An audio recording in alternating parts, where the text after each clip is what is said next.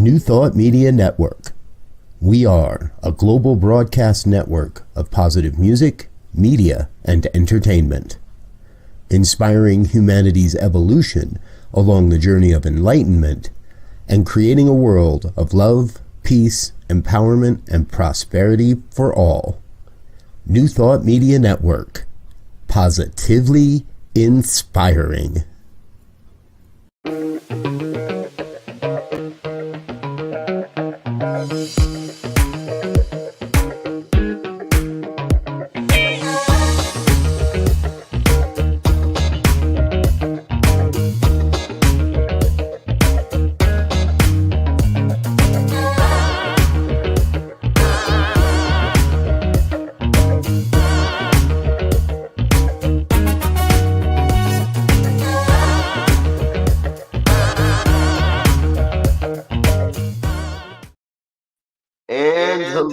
Hello, dear ones, representing behind the banner here.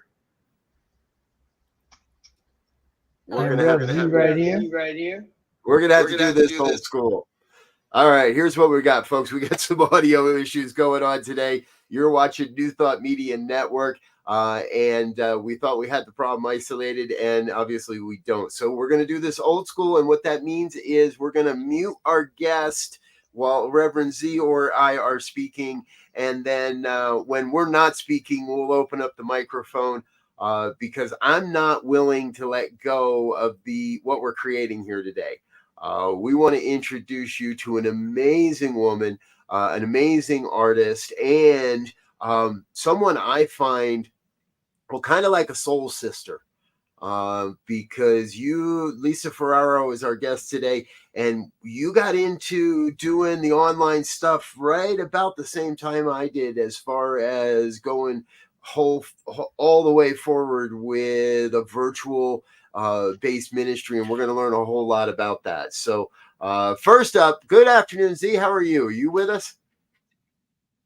Yes, I am. I am here, ready, willing, and able. Glad to be here with the amazing Lisa Ferraro. I mean, I first met her at Sillamar, and it was magical. So I am overjoyed to be here to participate in this conversation. All right. Now we'll be quiet and give Lisa to speak. Thank you so much. Thank both of you, Reverend B and Reverend Z, for this opportunity to share with you all today and to learn and to be in a sacred wisdom circle, as it appears. And I called it, the moment I couldn't tour and perform and speaking engagement, I called it my mic drop moment, literally, starting Soul Call Global, like the week after the pandemic started. And now we're into our 4th year, and it's Soul Call Global's going strong, and it's evolving into the vision that Erika and I had, Erika Luckett, that would be. So it's starting to evolve more into what it was designed to look like. And so we do more hybrid events than just online events, but there's certainly plenty of those. And it's nice to be back with you, and congratulations to all of your successes. It's been an amazing time for you. I'm so happy for you. Well, thank you. It's been an amazing time, and yes, as I was saying in the intro, it really feels like we've been traveling similar paths, parallel paths, to reach different audiences and in a way to serve in a different mode. But I remember having some really deep and amazing conversations with you in 2020 around where all this is going, and we're going to talk about that in the later segment, folks. So we're going to hear all about Lisa's vision for where New Thought is going. But in the early stages, what we really want to know is share with us a little bit about how you've gotten to here. What was the vision that was calling you, that got you going down this road? And you had a very, very, I would trust, prosperous and amazing career as a musician and as an entertainer, and really paralleled that into the role of spiritual leadership. Tell us a little bit about how that happened for you. Thank you. That's a really wonderful question. From the time I was a little kid, a small child, I recognized my connection to spirit, to source, was through music and singing. And to be able to have that feeling, I thought everybody could sing. And then I realized, okay, everybody doesn't sing, but I saw that same kind of vibrant connection with other people sharing their passions. And so I realized from a very young age, like I had a vision when I was 9 years old of a retreat space. I didn't know what that was called. I never heard that word. But I was seeing lots of children. And as the vision started to evolve over the years, I founded Soul Call Global in 1999. And it was mostly going to be to help children who were the diamonds in the rough, mostly children in foster care situations, and adults who hadn't had the opportunity to explore what their passion was. And so when I met Erika, she was on a similar trajectory. Like we both had the same vision. We were like two little monks who only thought about the infinite. That's all we were really interested in, and how to bring about opportunities for people to experience it through the language of their own heart. And so Soul Call Global is very much experiential spirituality, if it ever existed.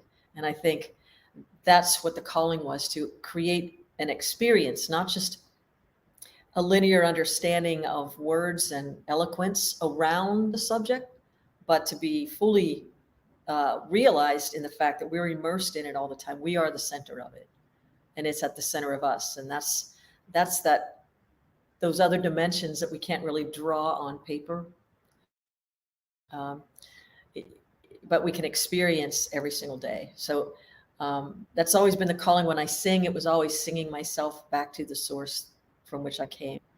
And I think that's, the experience people had listening to the singing was just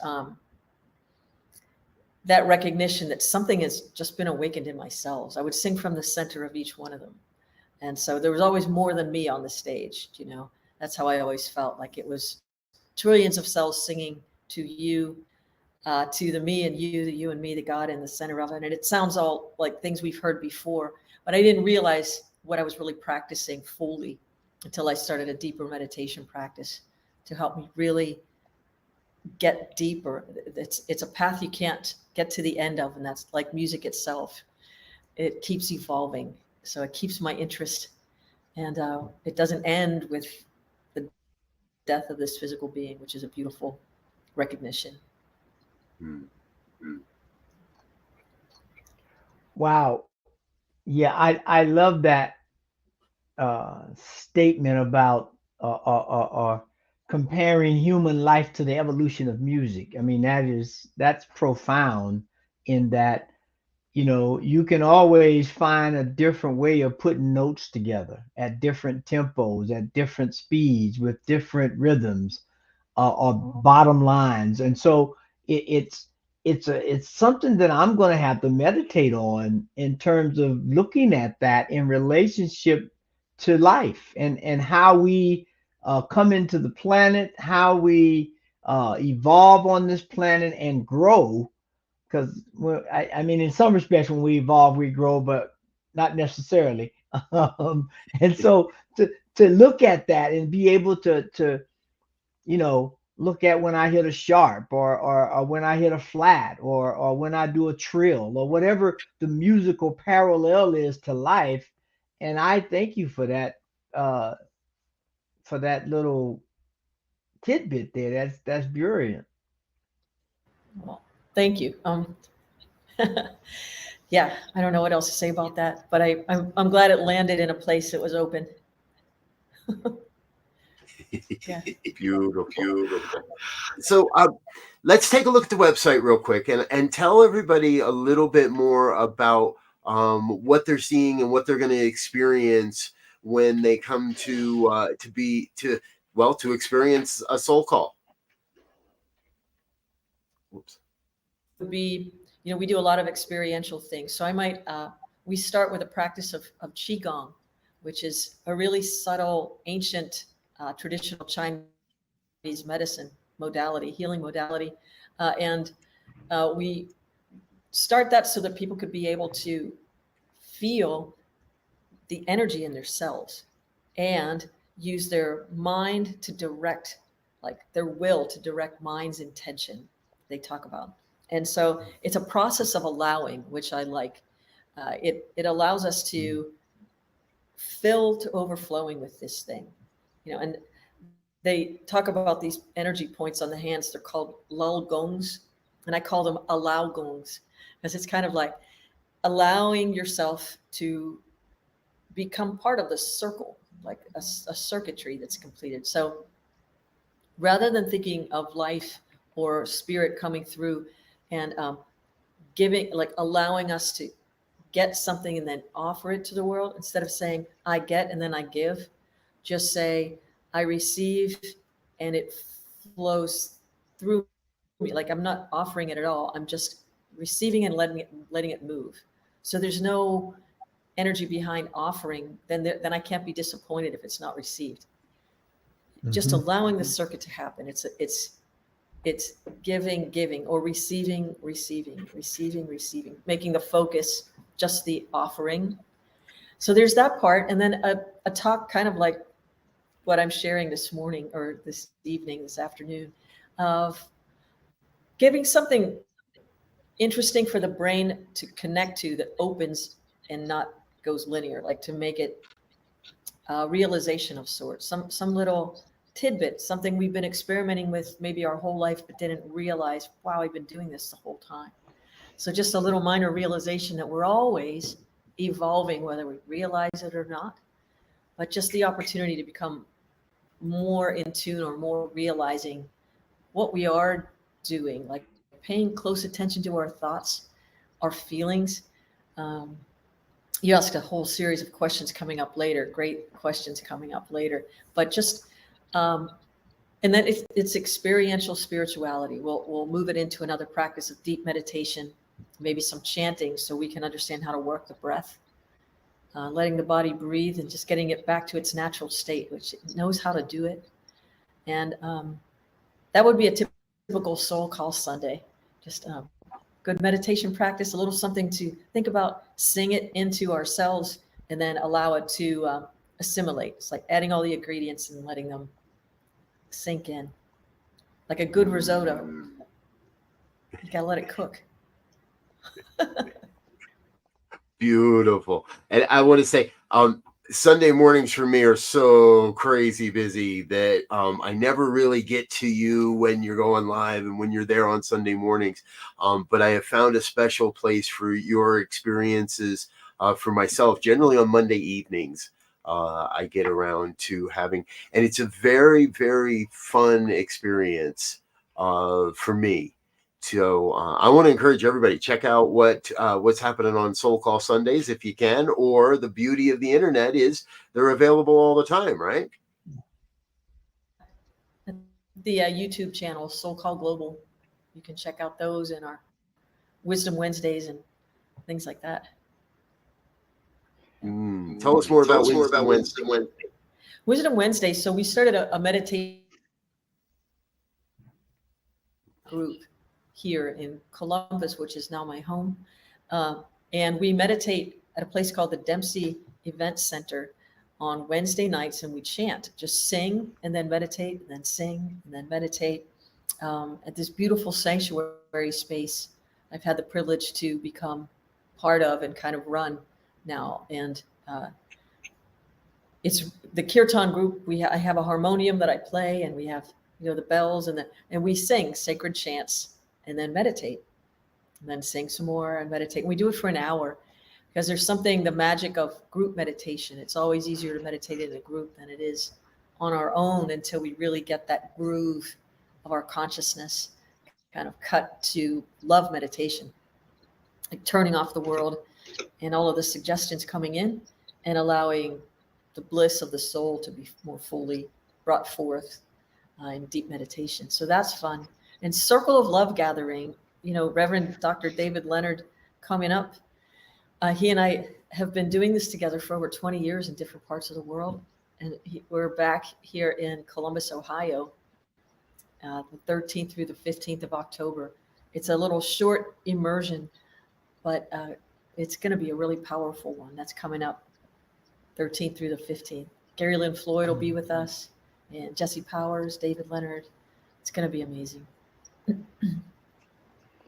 Wow,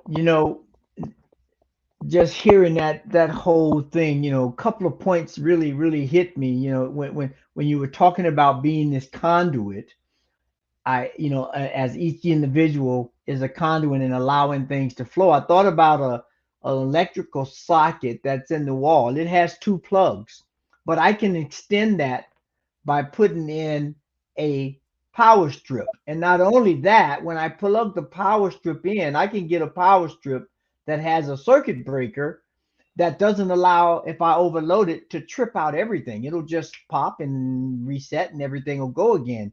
And so, when I'm thinking about what happens when you chant and when you meditate and when you listen to music or sound, and especially sacred sound, it gives you this, once you get in tune, if it gets to be too much, the body, it'll get a circuit breaker. Bam, it'll pop and you can reset. And so it allows everybody to grow at their own pace and be able to be a conduit at their own level, if you will.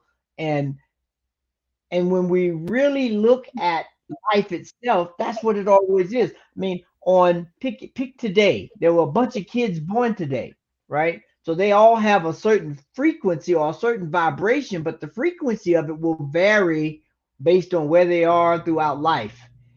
And to be able to begin to talk about experience in a spiritual perspective and how to be a conduit and how to allow ourselves to fully own that, I think is brilliant, because we need more experimentation than we do telling somebody what to do. And I think that's the beauty of what you're doing, and I love it. Thank you so much, Reverend Z. I really appreciate that. Yeah, and what you said is beautifully said, and simply put, that's really an excellent visual and a way to comprehend what we're capable of. Like there are vibrations of sound. I can hear astral music sounds from the time I was a little kid too, and I could hear music on plants and trees, and everything has a sound, but I was always able to hear it.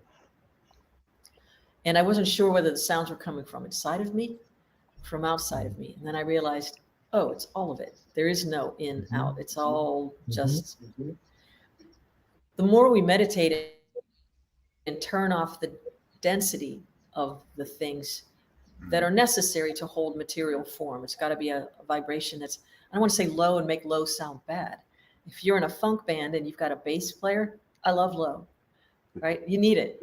So I feel like we are able to, be grounded in a beautiful way on a gorgeous planet that has all the capacity and capabilities of the, I do this like opening up the aperture of sound to the higher vibrations. When we close our eyes in meditation and turn off all of this, everything, the very, very subtle vibrations are able to be experienced. Now, we can't see them through the open eye, but you'll see them internally. You'll go through the cosmos, like beyond the billions of light years away, where all of the galaxies are that we're able to see with the fancy new telescopes. They're all inside of us. And but we could talk about that, or we could get busy with the practice of experiencing it. I was talking to a friend the other day who started an 8-week meditation program that a person, it's like a program you do every day for 20 minutes. If you do this every day for 8 weeks, I said, that could be anything. Like, I love that somebody put it like that. And this one sounded simple, but good luck with your 8 weeks. You can do it, because at one point in your meditation, it will be less like I'm turning off the world, and it'll be more like, I'm turning on life. And then you'll crave it, like anything we enjoy as a sense attraction. We'll crave it, and it'll be 100 times more rewarding because it's lasting. I'm still not ready to give up, ice cream and the things, spaghetti sauce and all that kind of stuff. what I'm saying is like, it'll never satiate me. I just can't get enough. But this, you can really get it and carry it with you all the time. Yeah. And I love what you we're battling over the microphone button, folks. I love what you're saying, because for me, the music's always been the attraction factor, no matter what it is, no matter what experience, no matter what phase of my life or what period of my life, there's always been music. And what I've identified is I tend to gravitate towards the more positive imagery and the, I want to say not lower, but less dense sounds. Because I agree with you, right? We love Eddie Watkins Jr. We love the deep, low tones that he can get out of his guitar. And it's that, for me, it's that sense of denseness, or it's just a heavier vibration that doesn't, for me, lend to that sense of lightness, that sense of beingness, that sense of potential and possibility that says, hey, all this can happen. So we have to, in many ways, I believe, create the environment that we wish to be experiencing, create the environment both with music, but also with thought. And to combine both our music and our chanting and our meditations and our real life lived experiences of how we show up in the world. And I know that your ministry is doing quite a bit to help people in the way of showing up in the world. And I'd love for you to share a little bit more about that with us as well. Okay, thank you. Yeah, that was just going to piggybacking on what you were just saying about listening to. There's more to be heard in silence than all the music we can hear. Like, you could go to a music festival for a week long, and the things you'll hear. Paramahansa Yogananda would say something like, in our silence, God's silence ceases. Oh my God, it's beautiful. And it's the realm of all of it. But regard to so-called global, we've taken to really helping feed people, body, mind, spirit. So the body part, we've, over the past 4 years, we've collected funds to offer probably 8,000 pounds of food at least, or more, to many of the people who are suffering with food insecurities, who actually live in a house but can barely stay in their house at this point. It's very hard. And also a lot of homeless. And we've got Jazz Up the Holidays. Believe it or not, Revs, it's going to be the 20th anniversary of my Jazz Up the Holidays concert coming up. We're going to do one in Pittsburgh. It's going to be live streamed too, and that'll be on Soul Call Global. But that's going to be our Soul Call Santa. So we do 2 food drives a year, and then Soul Call Santa. And what that does is we raise all the money we raise from the concerts and donations that come in around that time of the year. We offer to families who can't afford to buy food for the holidays or couldn't afford to buy a gift or 2 for their children. So we actually take wish lists from kids, and we actually go and buy like their favorite, the thing they really want, not the knockoff thing of it, like we're really going to get it. And last year we helped, I think, 20 families. So there might have been 68 or 70 people who received food and gifts and clothes, their favorite colors or favorite styles, stuff like that. It's very exciting. And we feel, but they never know where it comes from. That's the thing. We don't attach our names to any of it.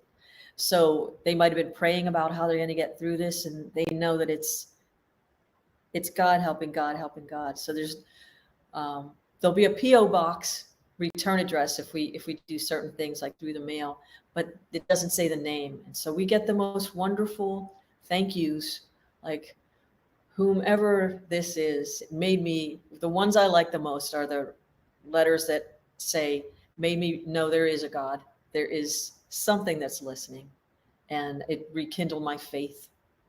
And I was like, that's it. That's what Soul Call is us staying at that vibratory rate where we can help others sustain through it. We've all been through really hard times. No one escapes that, really. It's just remembering that and offering opportunities for other people to remember the spirit like that from which we've come. And we're going to be okay. Well, you keep giving me these good ones. I'm glad this is being recorded so I can go back and get them. Because when you were talking about that aperture, right?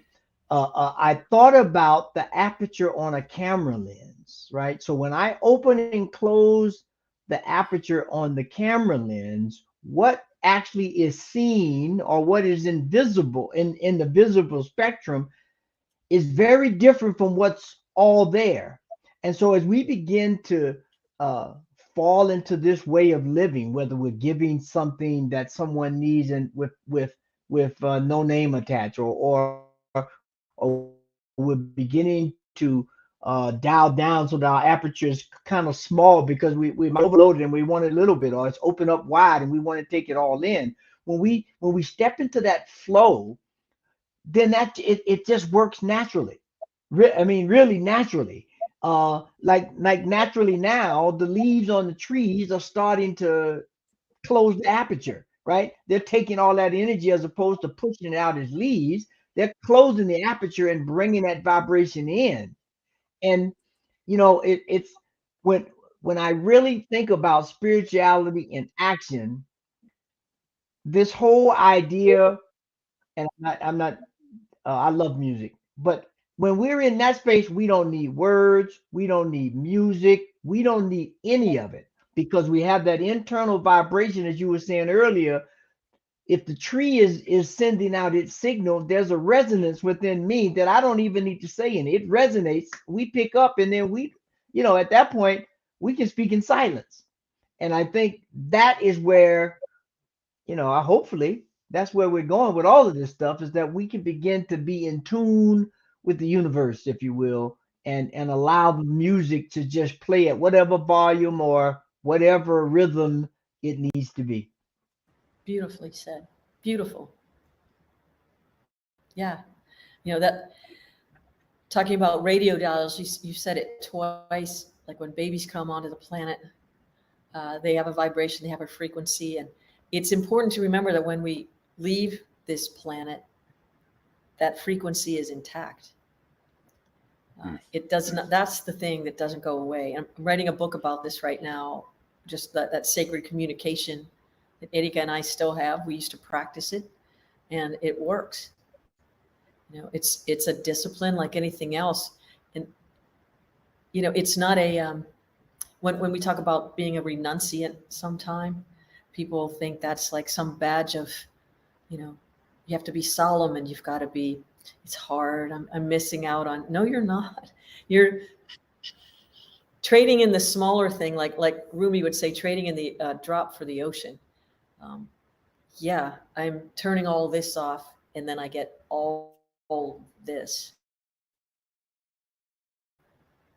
and this. I get it all. And it's not an I that's getting it. It's just kind of like you said, we're just experiencing more of it. There's a greater awareness, a greater awakening, which is happening right now on the planet. I think this is part of the disturbance some people are feeling we can go gently, or sometimes we got to go kicking and screaming.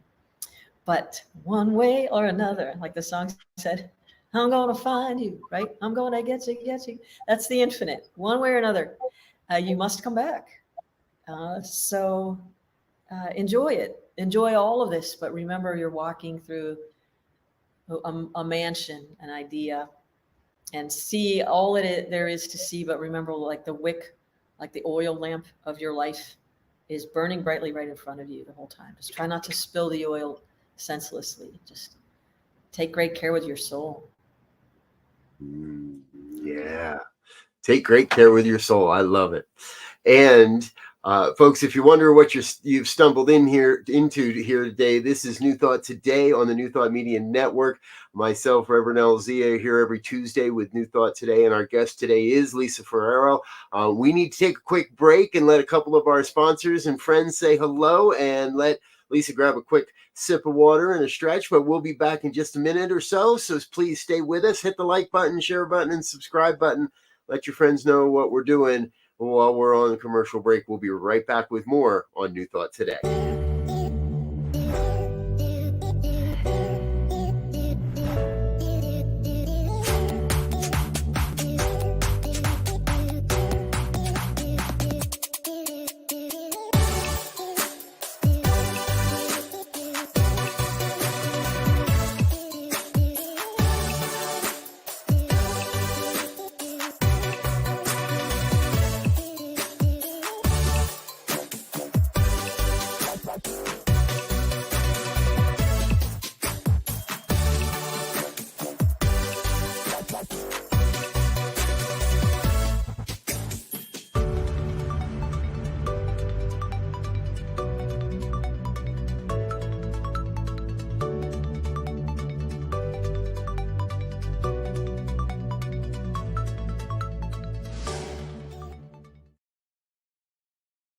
I was made in the image. I was made in the image of love. I was made in the image. I was made in the image of love. Here and now I can see I was made beautifully. I was made in the image. I was made in the image of love. Wish we'd all stop acting like we're strangers if we could see underneath. We are one family, and it don't matter where you come from. Every heart beats to the rhythm of one love, one love, one love. Every heart beats to the rhythm of one love. Every heart beats to the rhythm of one. What if we could rise? Yes, folks, we really do hope you can join us Saturday night live in person here in Colorado or anywhere online. Jesse Powers and Patricia Bahia all on the same stage. Really excited for that. Very, very much so. All right. Now, we've talked a little bit about Lisa's music, and we've talked a little bit about vibrations and a little bit about it actually happening in the world.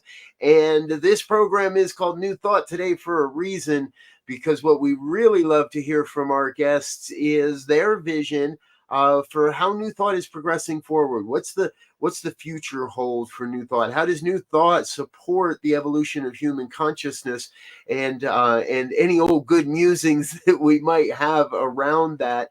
And again, recognizing, Lisa, I see you as one of those forerunners, pushing the envelope into new places and into new spaces. And so we'd love to dive into that question and ask you that directly. What do you see as the future of all this stuff we were doing? Yeah.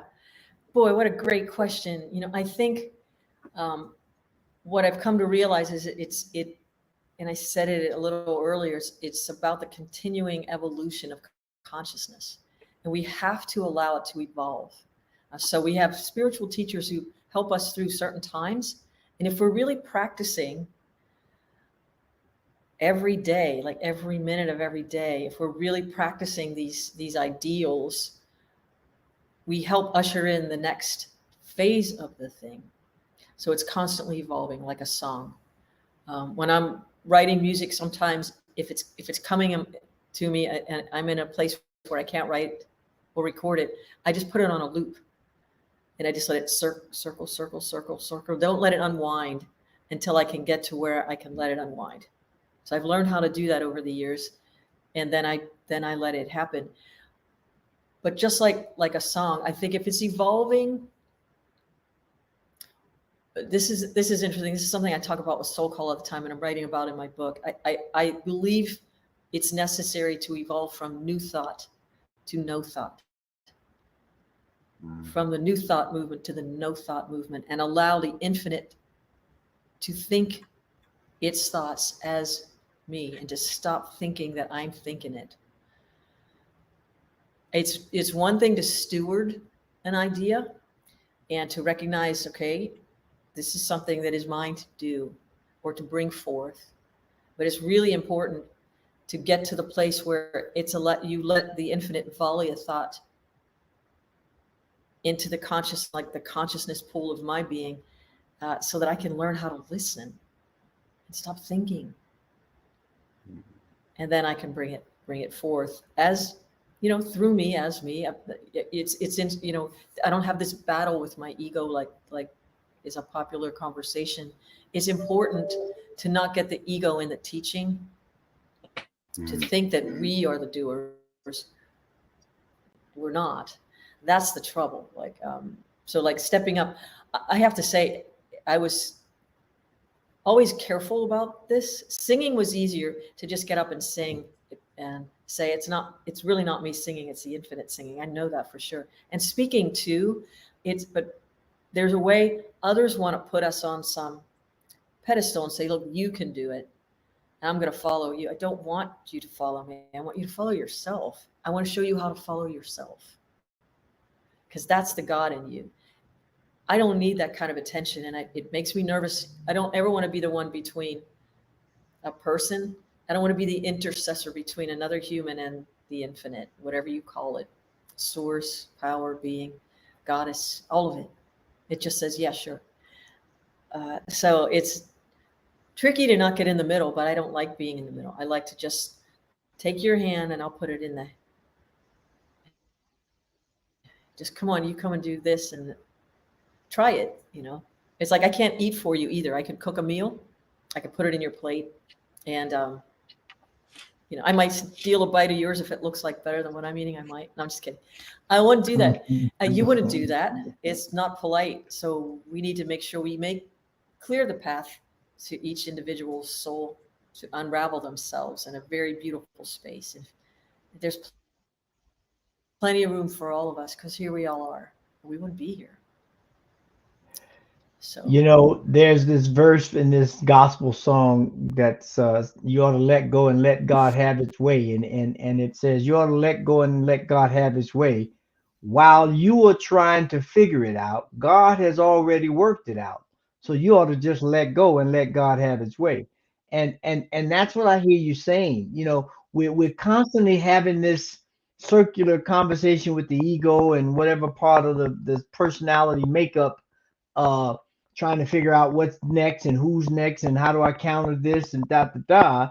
But if we can get into that place of not trying to figure it out, but stay in this place of awareness, play in this state of, you were saying earlier, of openness, knowing when to open and close that aperture of life, it becomes very clear. And the aperture is like, if the lights went out in this room, my eyes and my pupils would automatically adjust to see low light. And if there's too much light, they would contract and be able to feel out the light. And we don't think about it. It just does it. And so I love that, again, is that's when that happens, there is no nothing to say. We just let it happen. And I'm looking forward to that day. I hope I can witness it a lot more than I do on these flighting moments that I do now. beautiful. Well, and I just want to jump in here real quick for a minute, because I thought we had you on the plate of food there, Z. I thought you were going to jump all over that analogy, and that because that one really kicks it for me. It's that reminder that, yeah, not just rude, but I might take a bite off of your plate once in a while if we're really good friends, if we're really, in a relationship, in a partnership, in a collaborative experience where that works. And I just love that whole idea that we each have our unique experience. It's not mine to tell you how to live yours or how to do yours, but we're obviously in this together. So let's act like we're one. Let's not act like, I've got more of this, or I did a little more of that, and that makes me better than you, or that makes you this compared to that. I want to see us move into this place, and kind of, as you said it, I think marketing wise, it's going to be really tough to sell no thought to the planet from a marketing perspective. But that's not really what it's about. It's and you said it earlier, how do we get into that place of no thought that is the pure listening? That we're, as individuals, we're not influencing the outcome as much. We can't not influence it to some degree. We're always going to influence the outcome to some degree. But how do we open up and align ourselves, open up and allow for more of that alignment to shine through? And it's not always an easy journey, but I think it's one worth taking. And to not be attached to the outcome. Like there are things, we talk about desires are endless. They really can be, until we realize that ultimate surrender. To like, I shall tune my mind with the infinite mind of that which created me. When I do that, it is that, again, it's like the drop in the ocean. It's this little eye dies, and the bigger one. It's possible to have divine realizations of all sorts of things, and to know when to do something and when not to do something. Like when somebody's going to be helped if I do this, and when they're going to be more helped if I don't. And it wouldn't be, one of the things with regard to spirituality, it's different things to different people, isn't it? In elementary school, we had a really fabulous bunch of music educators who would, every year they would write a little musical for the elementary school students. And there was a song, obviously I've never forgotten this song, was happiness is different things to different people. And they would just illustrate, like, to the baseball team, the Pirates, it's a 3-game sweep. To this one, and it stuck with me my whole life. And every once in a while, especially if I don't understand something somebody's doing, in the back of my mind, it's happiness is different things to different people. I don't have to understand it. I just leave it be. Like, to love something is to let it be. To like something is to resonate with it. And so I can love it and just let it be. I don't have to participate with. And I'm careful what I ask about understanding for it too, because then I'll have to have more of an experience of it.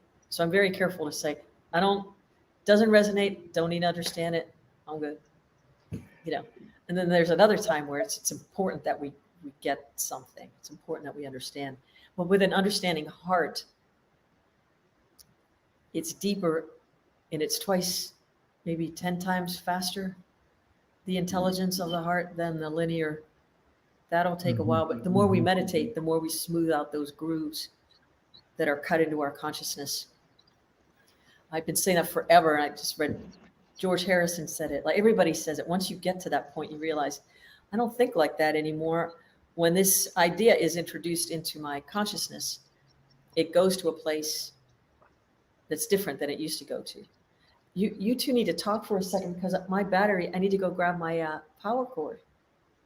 Yes. Oh my gosh. Go do it. And while she's away, I just want to, the thing that she said there that kind of clicked my mind in was, there's this, Abraham Hicks has this saying where that we live in this buffet, or this smorgasbord of life, and there's broccoli and cauliflower and Brussels sprouts and whatever. And just because someone doesn't like Brussels sprouts, you don't need to have them remove the Brussels sprouts off the line. You make a choice. You just don't get the Brussels sprouts. You get the broccoli or the corn or the okra or whatever it is that you want out of the buffet or the smorgasbord of life. And when that happens, everything is in harmony. Everybody gets what they want. You get what you want in the right proportions and the whole 9 yards. But we are so bent on looking at things in this certain way that we want them to take things off the smorgasbord just because I don't like them. If I don't like carrots, I don't pick carrots. I pick something else. And that's when we begin to be, as you were saying earlier, Lisa, we're always at choice. The smorgasbord of life is going to always be the smorgasbord of life. If I don't like to run, I like to swim. Well, I'm not going to condemn people that run because I swim, or vice versa. And so that I love that. We're in the smorgasbord of life. Take what you want, leave what you don't. It's easier to be okay with that the more we meditate. Like, the more we find that bliss that's everlasting, we see things differently. Mhm. We just see it as, and again, like we know when it's time to act, when somebody really needs help. Mhm. It doesn't mean we don't, we're never, I hear people say, our work is in consciousness, and it is. But then what do you do when you have a recognition, like an intuition about a thing? I think when we're talking about, when I say something like from new thought to no thought, when you get to no thought, all of the thoughts are new constantly, because they're coming from that intelligence, that intuition that is all of it.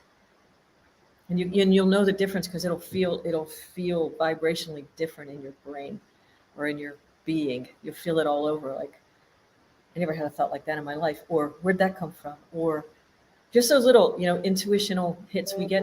You think about somebody, and they'll call you 2 seconds later, or you call them and say, "Hey, what's going on?" And they'll tell you something is happening. It's kind of letting go of, I don't know. I feel compelled to say, like, the narcissistic lens of this. It's all about me. It is and it isn't. It's all about me when it's in the internal. It's all, but it isn't all about me in the external. And I love what you're saying, because I hear from other new thoughters, all kinds of people, that our work is in consciousness and consciousness only. And I don't believe that. I believe our work begins in consciousness. And when that inspired action comes to us, when that intuitive sense says, go here, and this is going to happen, and you're going to meet somebody and do this thing, or go here and do this thing, then we have to be willing to take that inspiration, put it into real form, into real action. And that's how I can't see how we would be given a human body if we weren't meant to use it. Right. It's so funny. This is a story. I some years ago now, I was going to meet Sheikh Kabir Haminsky and Sheikha Camille in New York City. A bunch of Sufi sheikhs were coming from all over the world. It was the first time they would all gathered around in one place ever. And on the plane, I still lived in Pittsburgh at the time. This was many years ago now. And I'm on the tarmac, and we pull away from the gate, and we're on the tarmac for an hour. We don't take off. An hour and a half, and then the captain comes on and he says, "We're going to turn back to the gate, and anybody who wants to get off the plane may deplane, but we're having difficulties. We are going to take off, but we don't know how long it's going to be." So in my mind, I started thinking, if I stay home, I know exactly what will happen. I'll meet my friend at this really great restaurant that I love, and I'll eat a really delicious. It's all about the food. That's what keeps me grounded here, for sure. I have a food consciousness. It keeps me grounded. And but then I thought, I know what'll happen if I stay. This was a thought that was not my thought. What will happen I know what'll happen if I get off the plane, but if you stay on the plane, you have no idea what's going to happen next. And it was in such a way that was very curious feeling accompanied that thought that wasn't mine. So I stayed on the plane 3.5 hours before it took off. On the plane. Takes off, finally get to New York. Sure, it's a short flight from Pittsburgh. Long story short, I get there, and all of these people from all over the world, something happened and none of their rooms were reserved. So nobody had a place to stay, and they didn't have a place to meet. And they weren't giving them rooms in New York City. And I felt like something was off the mark here. So I went up to the desk and I said, "You mean everybody's rooms aren't?" And he said, "Yeah, anybody with this conference, there's no room." And I said, before we even get into that, I said, Jets or Giants? And he's like, Jets. And I said, Mets or Yankees? And he said, Yankees. I said, okay, well, then we'll be able to understand each other. And he cracked up laughing. And he said, okay, I'm going to give you a room. So he gave me a room, and it was a 2-story hotel room. Top floor, the spiral staircase was like the room, but then underneath you could fit 50 people in this. It was just a big meeting space under my room. And he said, the only thing with this is nobody's allowed to stay in your room but you. And I said, okay. And he gave me 2 keys. I didn't understand what happened. They ended up having the meetings in that bottom space, right? Some people were able to get rooms. Had I done the thing that I knew, I was the only person that got a room in that hotel. I don't know why. I kind of have an idea why, but it doesn't matter. It was, had I not gone and made a connection about football and baseball with some random, you don't know. Always take the road that looks impossible is what I'm going to say, because it's not. It's fun, but you don't know. It's okay to not know, and take that one. Take the one that is more curious, because it's always something in there that's valuable. I think that's on the path of spirituality. Every day you meditate, it's different. I don't ever know how deep I can get that day, or I never know where I am on the journey either. Is this my last incarnation on planet Earth? I really don't know. But what I know is I am as loving as I can be every moment, and I keep my eyes fixed on the infinite, nothing else. And when things fall apart all around, my solace is, well, I'm going back to the same source anyway, so it's going to be okay. I don't understand why these things happen, but it's going to be all right. Big story. And a fabulous story. Thank you. Thank you so much. And, folks, we don't know why things happen. We don't know why we're having issues today with sound and all the tech and everything else. But sitting here and listening and being in this space of receiving this wonderful wisdom today, I have that smile that says, it's all working out. It's all working out. So we're going to take one more quick moment to say thank you to some people and our sponsors. And then come back, and we're not done yet, though. We're going to come back and have our final thoughts and wrap all this up. So please stay with us here on New Thought Media Network. This is New Thought Today. We'll be back in just a moment or so. Stay tuned.